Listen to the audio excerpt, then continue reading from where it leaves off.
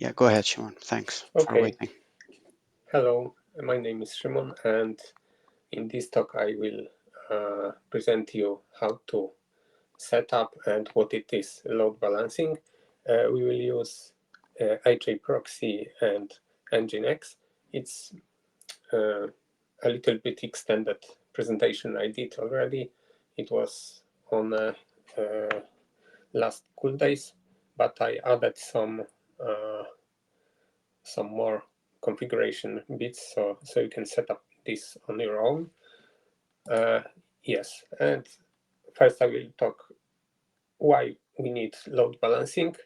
Then I will show you which features depend on the correct setup and which problems were popular, and we get some questions about that in various bug trackers.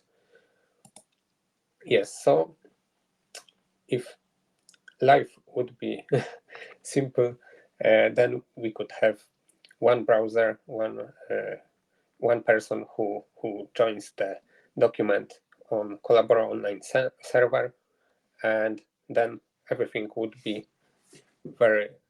Oh yes, Pedro pasted a link to the presentation in the chat, to the previous presentation. Yes, so this is very simple example of one node of col.la online which serves the application for one browser. If life could be that simple, it would be very nice for us, but unfortunately in the real world we have multiple users, and in some deployments we have a lot of users, and at some point the col.la online, which works on some hardware, reaches the end of resources, so we don't have more memory to process more documents for more users.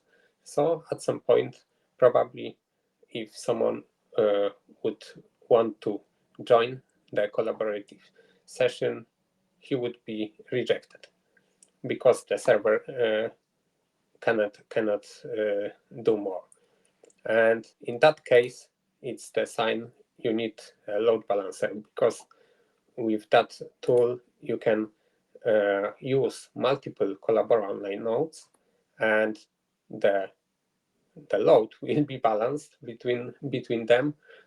So if we have multiple users, they will be distributed between the servers. And what is important, we still want to have the possibility to collaborate inside the document. So it's very important to have all the users who use the same document on the same col.la online node. So as you can see, this is more complex diagram, but we can focus only on one document. So now we see that browser 1 and browser 2, they both are connecting to the load balancer, and that load balancer is directing the requests from them to col.2 node, which uses some, let's say, calc spreadsheet. And how we know that this request should be directed to that node? In every request we do, we add some special parameter which tells us in which document we want to open. So based on that parameter, which is added to every request, load balancer will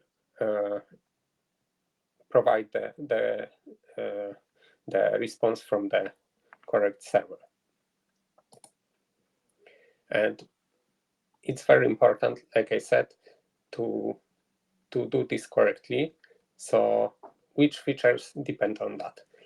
First, the most important thing is our WebSocket connection, which handles most of the traffic. Its setup is done when we open the file, but also if we connect to other file because we, for example, saved file as, so we reconnect to the new document, or we rename the document. So again, we can reconnect to the new renamed document on the storage. We set up this connection. So all these requests should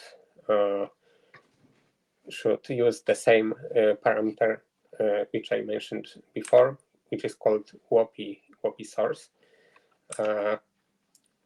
They in all these cases we need to use the same parameter. And a part of the WebSocket connection, we have some features which depend on separate requests, like clipboard. If we copy or paste the bigger content, we do this via these requests. Then it also has this WOPI source parameter, and it has to match with all other requests. And other feature is the media endpoint, which is used for playing the embedded videos inside the presentation. And yes, which problems we had with load balance setups, or how we can notice that something is wrong. The most common problem is the split of the document.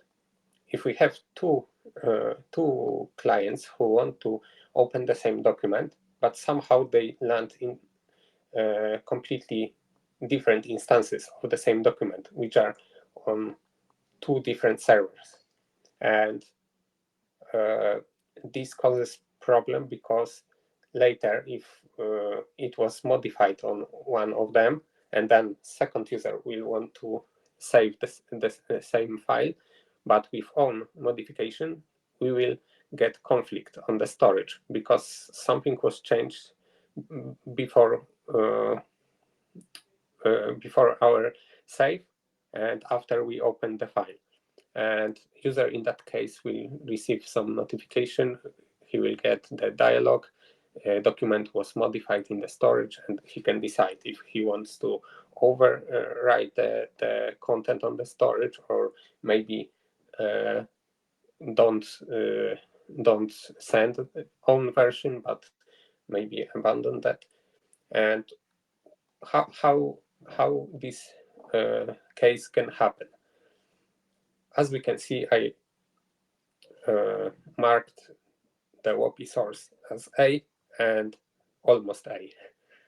It's the case I found in the past.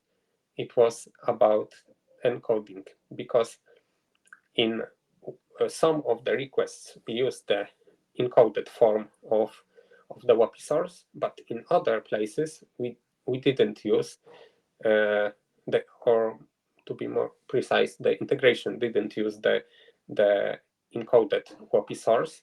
So load balancer, when get these two versions of WOPI source, it decided that it's not the same, because one of them is encoded and the second one not. So the traffic was distributed to two different servers. And like I said, we can notice that if multiple users try to join the same document, we will see that not in our session we don't see other people, or we have the dialog which says document was modified in the storage. And how to debug that? We should check all the requests when we open, save as, or rename the file, because then we try to connect to the storage, and maybe some of these operations didn't use the same WOP source. The second problem we noticed was the copy-paste didn't work correctly. Sometimes it worked, but sometimes not. And it happens with the bigger piece of text, or maybe text with images, where we try to download via the endpoint. And in the logs, we can notice that we get error, cluster configuration error, mismatching server ID.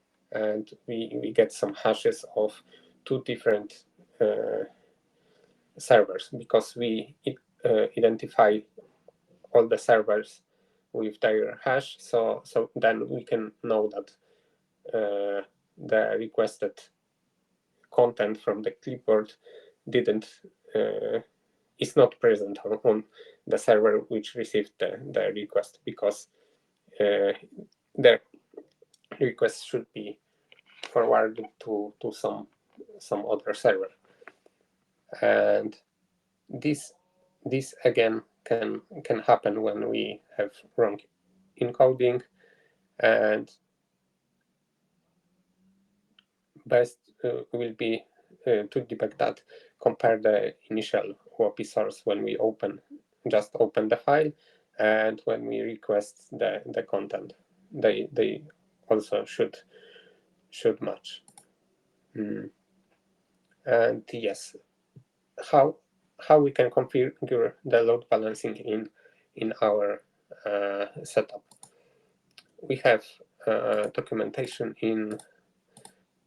on the SDK page. Here is the link, but you can easily find that. And the HAProxy configuration is very simple. We just install the HAProxy and edit the configuration file, where we add just copy-pasted piece of configuration from our SDK. It looks like this, where we specify on the bottom the nodes of our col.la online. So we can put here 2 different nodes, or maybe more. And the most important part is here, where we say that it should be balanced based on this WOP source parameter. And yes, maybe this port on which we want to set up our proxy server. And for debugging the problem I mentioned before about non-escaped WOP source, we can add some more lines. I prepared this example in the past to verify the bug, and we can create a rule which matches the WOP source and check if we have any slashes there, and then in that case we know it wasn't escaped, so we put some standard some response code. We know, in my example it was 429 in that case, so the request will be denied, and we will see in the browser that this request was wrong, and we can then look into the code how it was done. It helps a lot, because we have response very quickly that something is wrong. And other popular reverse proxy which can provide load balancing is Nginx, which has also not very complicated configuration. Again, we can copy that from our SDK. We define again how we can how we will balance the requests. Here we have that WOP source parameter which we will use, and we define some nodes we will use which are Collabora Online nodes, and below we just define the server which will be created by reverse proxy. One of the important parameters is also this client max body size. We noticed on GitHub that some people didn't have that. This 0 size is unlimited, so some people had problems with copy paste with larger content because it was limited. So we were not able to copy that much from the clipboard. So it could be very important for some people.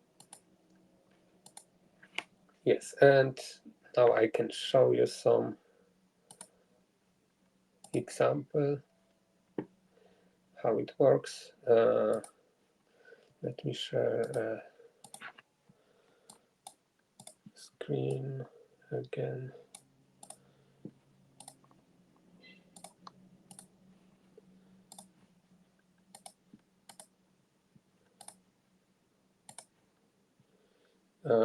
Yes, so I have a setup of Nextcloud, and here in the Office section in administration, we can set up the address of our Collabora Online node. And in my case, I put the load balancer address and I use the standard 9980 IT port.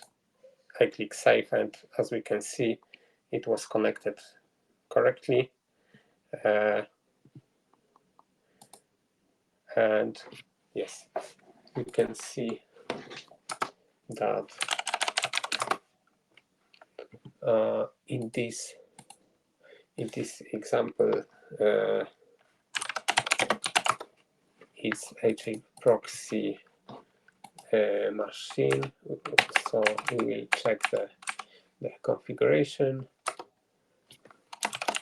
It's in this directory, and at the end I just added the presented previously config from the SDK, and I have here the two nodes for which I use the domain name. It's also good to test this with domain name because then we can detect some problems in Collabora Online as a tester, because mostly in the real deployments, people will not use the IP address but domains. So it's good to test this way. But if customer have some problems and on some testing deployment, maybe it will be good to also check the IP address, because with the IP probably it will be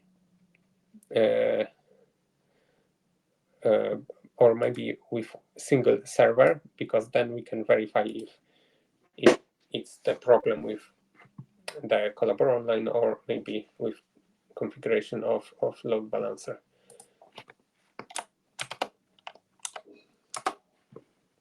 Yes, and let's open some file. And here I have second user on the same Nextcloud. We will open the same file. It works correctly because we see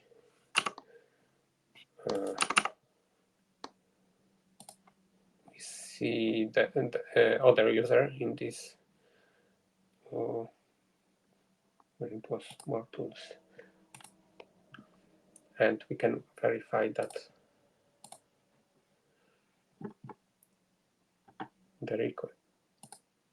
Yes, I mentioned that it's good to check the WOPI source if something is wrong with load balancing. It can be found here as a parameter, and you can see here it's encoded, so it's correct. Also, what is telling us that we use the load balancer we should get the response headers.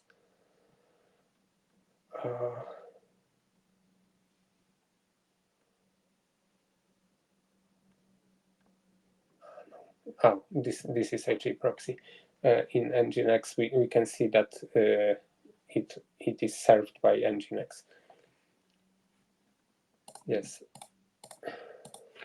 So maybe switch the proxies. I will run the Nginx in the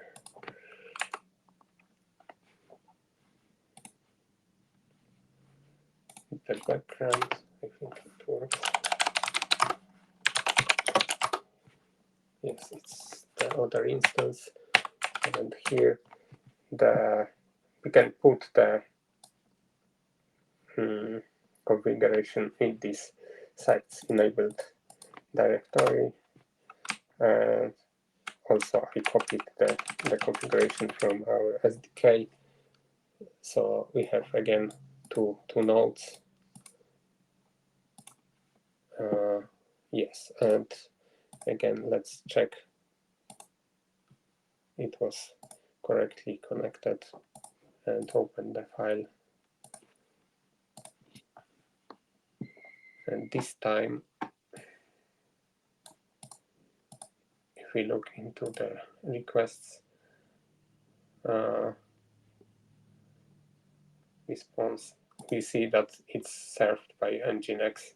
So if we debug some customer deployments, we can maybe check with that what they are using. And I think that's all from the demo. I didn't prepare any broken scenarios, but only wanted to show you where to look. And I saw some questions in the chat or not. No, it was Pedro who pasted the SDK. The links, yeah. So I don't know if you were showing anything different now towards the end, because we only saw you closing the load balancer, and then you said that you were going to change to Nginx, but we didn't see, at least I didn't see it got through. Yes, I did this in the background. Okay. You don't have to see. I just Okay. shut down the old container and opened the new one, and it, for simplicity, it has the same the same address. Okay, yeah, understood. Yeah. Okay, thank you. Okay, so if you don't have, if anyone doesn't want to ask nothing or skip his turn, please feel free to write in the chat. If not, I will go one by one and ask. So I will start in a random order. So hello, Jabring. I'm not sure if I'm pronouncing your name correctly. Welcome. And do you have questions? Feel free to unmute yourself.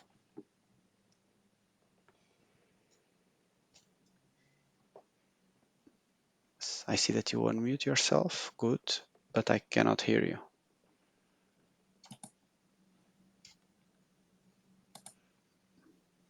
Unless anyone can hear anything, I cannot. No, I don't hear anything. Okay. Okay, feel free to interrupt, Jabring, when you can speak. Meanwhile, Anders, no questions. João, no questions. Ezina, no questions. Dasha, no questions. Byron, no questions. Quaylen? Sorry, yes, no questions. No, sorry. No problem. Who is next? Next up, Mevin. No question either. And Tomasz, no questions. Okay, so If there are no questions, thank you for showing up. Thanks, Szymon, for the presentation, and see you next week at the same time. Have a nice weekend. Bye-bye. Bye bye.